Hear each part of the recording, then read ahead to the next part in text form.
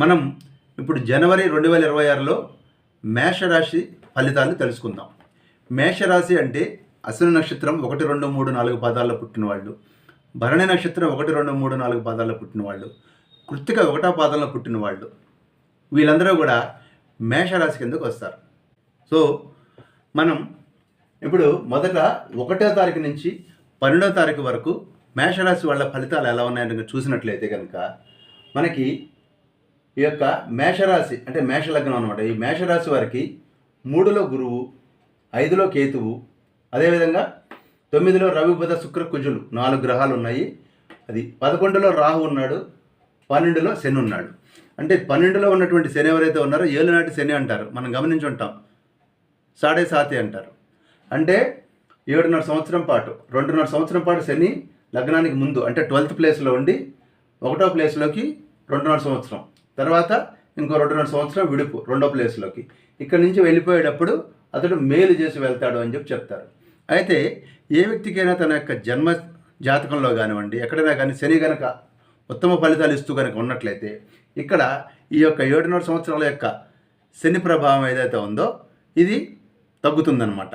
ముఖ్యంగా morning walkers, Ayyappa మాల వేసుకునే వాళ్ళు, ఇలాంటి వాళ్ళకి ఈ యొక్క ఏలినాటి శని యొక్క ప్రభావం తక్కువగా ఉంటుందని చెప్తారు. ఎందుకంటే వాళ్ళు పాదాలకు ఎక్కువ స్ట్రెయిన్ ఇస్తారు. పాదాలకి కనుక స్ట్రెయిన్ కనుక ఇచ్చినట్లయితే శని యొక్క ప్రభావం తక్కువగా ఉంటుందని కూడా పెద్దలు చెప్తూ ఉంటారు.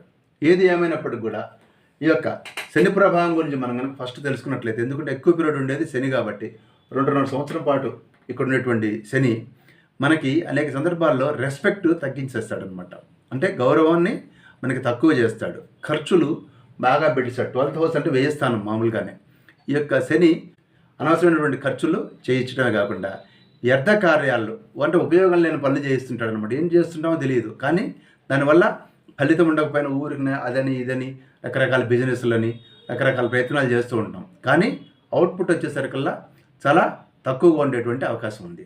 అదేవిధంగా ఈ యొక్క 12లో ఉన్నటువంటి శని ఎవరైతే ఉన్నారో ఈయన మనకి అకాల భోజనం అంటే టైంకి భోజనం చేయకుండా ముందు వెనక అవ్వటము, దానివల్ల ఎసిడిటీ, గ్యాస్, నీరసం రావడానికి కూడా ఈ యొక్క శని యొక్క ప్రభావం ఉంటుంది. అదేవిధంగా ముఖ్యంగా 12th హౌస్ ఉన్నటువంటి శని మన యొక్క పొజిషన్ మారుస్తాడు అనమాట. ట్రాన్స్ఫర్లు కావటము, స్థానభ్రంశం, ఒక చోట నుంచి ఒక చోటికి వెళ్ళటము, అదేవిధంగా మనకి అధికారుల దగ్గర కొంచెం ఇన్కన్వీనియన్స్ క్రియేట్ చేయటం, ఇవన్నీ కూడా ఈ యొక్క శని యొక్క ప్రభావం. ముఖ్యంగా ఫ్యామిలీ నుంచి అప్పుడప్పుడు దూరం చేస్తూ ఉంటాడు. క్యాంపులు వెళ్ళిపోవటం, ట్రైనింగ్లు ఉండటము, లేదా నార్మల్గానే వేరే చోట జాబ్ రావటం, ట్రాన్స్ఫర్లు అవ్వటం, ఇలాంటివన్నిటి కూడా ఈ శని యొక్క ప్రభావం అనమాట. అందులో మోరోవరు ఈ శని ఈ యొక్క మేషరాశి వారికి లోహమూర్తి అనమాట. లోహమూర్తి కాబట్టి ఖచ్చితంగా శని ప్రస్తుతానికి అనుకూలంగా లేనమాట వాస్తవం. ఆ తర్వాత మన రాహును కనుక తీసుకున్నట్లయితే 11వ స్థానంలో రాహు ఉన్నాడు. ఈయన 1.5 సంవత్సరం పాటు ఉండేటువంటి రాహు ఎవరైతే ఉన్నాడో ఈయన తామ్రమూర్తి. తామ్రమూర్తి అంటే కంపారిటివ్గా సామాన్య ఫలితాలు ఇచ్చినప్పుడు కూడా బేసిక్గా 11th ఉన్నటువంటి ఏ గ్రహమైనా కూడా మంచి ఫలితాలు ఇచ్చేటువంటి అవకాశం ఉంది. ముఖ్యంగా ధనలాభం. ఇక్కడ మనం ఇందాక అనుకున్నాం శని వ్యయం చేయిస్తాడు అనుకుంటాం, కానీ అదే టైంలో దానికి సంబంధించిన మనీ అంతా కూడా రాహు అరేంజ్ చేస్తాడనమాట. కుటుంబ సౌఖ్యము, అలాగే సమస్యల నుంచి విముక్తి, ముఖ్యంగా బ్రదర్స్ తోటి సిస్టర్స్ తోటి మంచి అభిమానము, సౌఖ్యము ఉంటుంది బ్రదర్స్ అండ్ సిస్టర్స్ తోటి. మరో పక్కన తీసుకున్నట్లయితే కేతువు. ఈ కేతు పరిస్థితి ఏంటంటే ఈయన కూడా తామ్రమూర్తి. ఈ రాహు అనుకూలంగా 11th ఉన్నప్పటికీ కూడా 5లో ఉన్నటువంటి కేతు ఎవరైతే ఉన్నాడో ఈయన అంత అనుకూలమైనటువంటి ఫలితాలు ఇవ్వడు. ముఖ్యంగా పిల్లల గురించిన ఖర్చులు, ఇంజనీరింగ్ సీట్లు అనుకోండి, మెడికల్ సీట్లు అనుకోండి, లేదా వాళ్ళకి సంబంధించిన ఖర్చులు కానీ, అలాగే లేదా వాళ్ళకి సిక్ అయితే కనుక అనారోగ్యం మీద పెట్టేటువంటి హాస్పిటల్ ఖర్చులైనా కానీ, ఇవన్నీ కూడా ఈ యొక్క కేతు యొక్క ప్రభావం. అంతేకాకుండా పెద్దలతోటి కలహాలు వచ్చేటువంటి అవకాశం ఉంది. మనకంటే పెద్దవాళ్ళతోటి గొడవలు పట్టడం అనవసరంగా, ఇలాంటివన్నీ కూడా కేతు వలన జరుగుతాయి. మరో పక్కన గురువు గారు 3లో లోహమూర్తిగా ఉన్నారు. ఈయన వలన కూడా ఖర్చులు బాగానే పెట్టిస్తారు.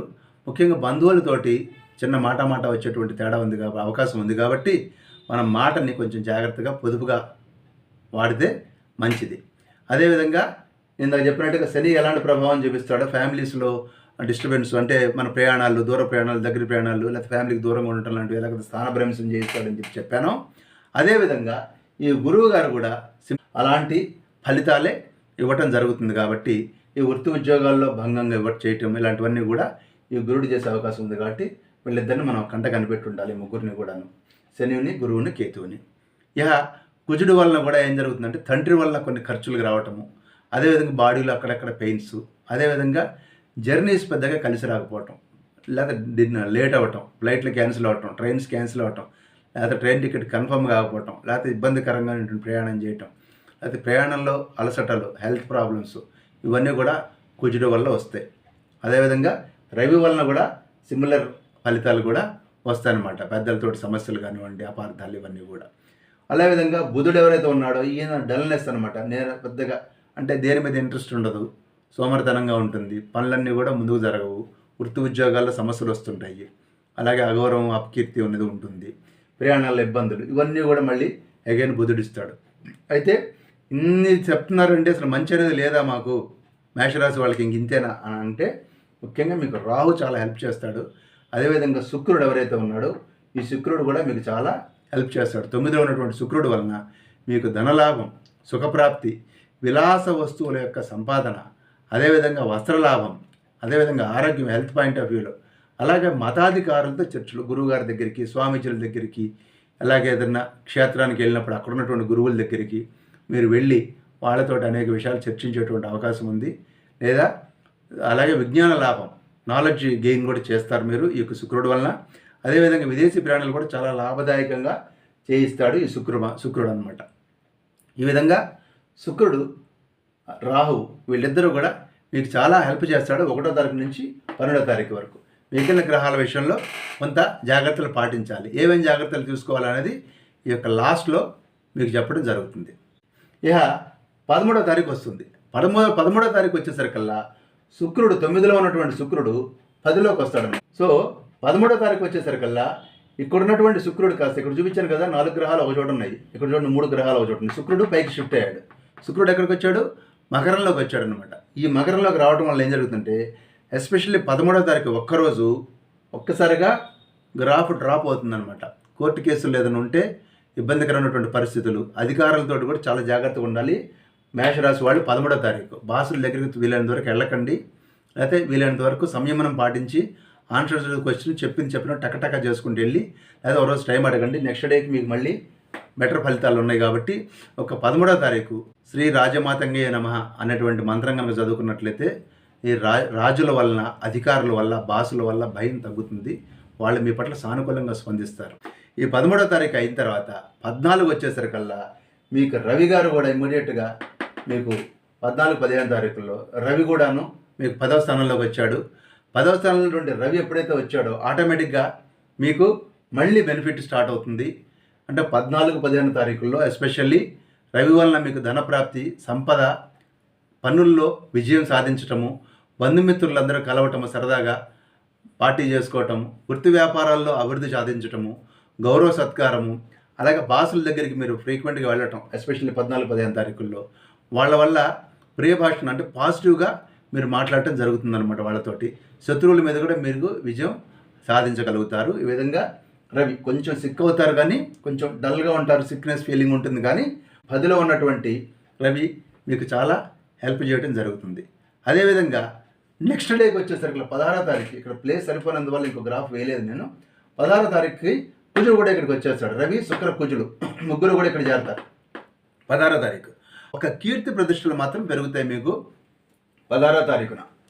ఈ 16వ తారీఖు కీర్తి ప్రతిష్టలు తప్పితే మిగిలినవన్నీ స్టేటస్ మోరార్లెస్ అలాగా ఉంటుంది. ఇందాక చెప్పినట్టుగా 1 నుంచి 12వ తారీఖు వరకు ఒక్క రాహు శుక్రులు మీకు అనుకూలంగా ఉంటే, సో 14, 15 తారీఖుల్లో కూడా రాహువు, రవి మాత్రమే ఫలితాలు ఇస్తారు. అలాగే 16వ తారీఖు వచ్చినప్పుడు కుజుడు కూడా ఇక్కడ చేరినప్పుడు దానివల్ల ఉపయోగం ఏం లేదు. సో ఒక కీర్తి ప్రతిష్టలు మాత్రం 16వ తారీఖు పెరిగే అవకాశం ఉంది. కానీ 17, 18 తారీఖుల నుంచి మాత్రం మీరు కనుక గమనించినట్లయితే మీకు ఈ యొక్క రవి, శుక్ర, కుజ బుధులందరూ కూడా నెల మొదట్లో ఇక్కడ ఉన్న వాళ్ళు కాస్త నెలాఖరు వచ్చేసరికి, సెకండ్ హాఫ్ వచ్చేసరికి అందరూ కూడా 7, 8, 9, 10వ స్థానంలోకి, రాజ్యస్థానంలోకి వీళ్ళందరూ కూడా రావడం జరిగింది. దీంట్లో ఏమేమి అడ్వాంటేజెస్ ఉన్నాయంటే రవి, బుధులు కూడా హెల్ప్ చేస్తారు. ఇప్పటిదాకా బుధుడు వీక్గా ఉన్నాడు ఇక్కడ ఉండి నెలంతా కూడా మొదటి హాఫ్లో. కానీ ఇక్కడికి వచ్చేసరికల్లా బుధుడు విశేషమైనటువంటి సుఖాన్ని, ఆభరణాలు, ధనాన్ని సంపాదించటం, కార్య విజయం, రాజాదరణ అంటే బాసెస్ మీతోటి ఫేవరబుల్గా ఉండటం, అలాగే జనాలు కూడా మీకు సహకరించడం, మీ కొలీగ్స్ మీకు సహకరించడం, మీ సబార్డినేట్స్ మీకు సహకరించడం, అలాగే మీకు వృత్తి వ్యాపారాల్లో లాభం రావటం, ఇవన్నీ కూడా బుధుడి వల్ల జరుగుతాయి. అంటే నెల ఫస్ట్ హాఫ్ కన్నా 12 నుంచి దాకా ఫలితాలు చెప్పుకున్నాం. 13, 14, 15, 16 తారీఖు కొంచెం జాగ్రత్తగా అనుకున్నాం మనం.